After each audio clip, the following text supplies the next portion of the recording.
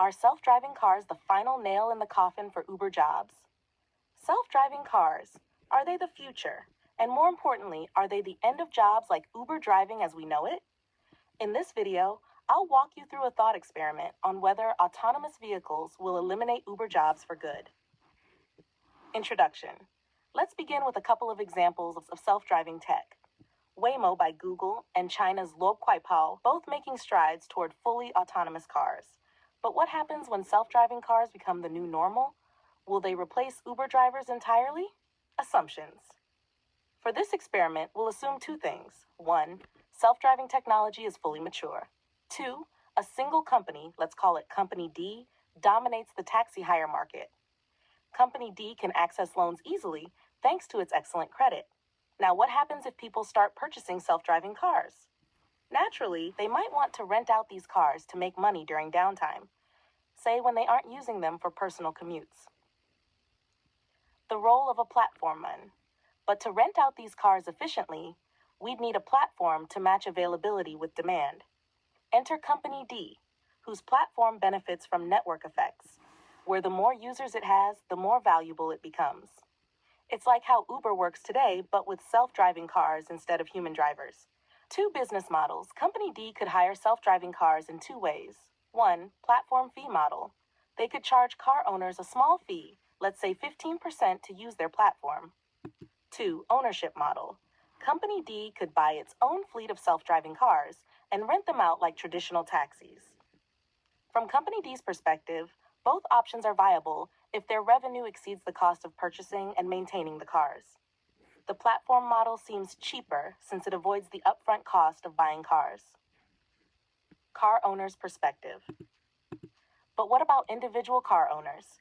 The key question here is whether they can still make a profit. Company D would want to keep fares low to attract customers, but they could offer slightly more than the cost of electricity or maintenance. However, Company D can likely purchase cars at a lower cost, which gives them an edge over individual owners. So, the price of each ride would fall somewhere between the cost of electricity F and the total cost that car owners face, F plus C. F and FP, F plus C. Here's the problem. Individual owners will likely struggle to turn a profit since Company D can undercut them on costs. At Company D's profitability. Now let's look at Company D's profitability. Today, Uber drivers get paid a portion of the fare. Let's say 1 minus D times P, where D is the platform's commission. Uber drivers currently make enough to stay in business, so purchasing a self-driving car should, in theory, be even more profitable for Company D.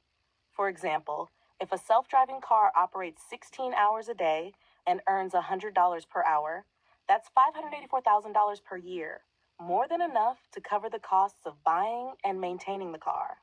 Why the platform fee model won't work. Now, let's consider why the platform fee model might not be sustainable. Even though Company D would charge car owners a fee, say 15% to use their platform, the problem lies in the profitability for the car owners themselves. Since Company D can purchase and operate self-driving cars at a lower cost, it would always have the upper hand. Car owners would face higher upfront costs and ongoing maintenance, meaning they would struggle to turn a profit, especially if Company D undercuts fares to attract more customers. In this scenario, individual car owners wouldn't earn enough to cover their expenses, making it unprofitable to participate in the platform long term. The franchise model. Now let's consider the franchise model, where car owners lease vehicles from Company D.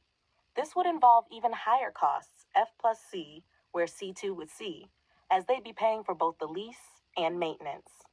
Given these increased costs, it becomes even more difficult for car owners to make a profit. Conclusion. In the end, the rise of self-driving cars will likely make Ubering, at least as a profitable gig for individual car owners, obsolete. Company D will be able to outcompete individual car owners by leveraging economies of scale, driving down prices, and cornering the market.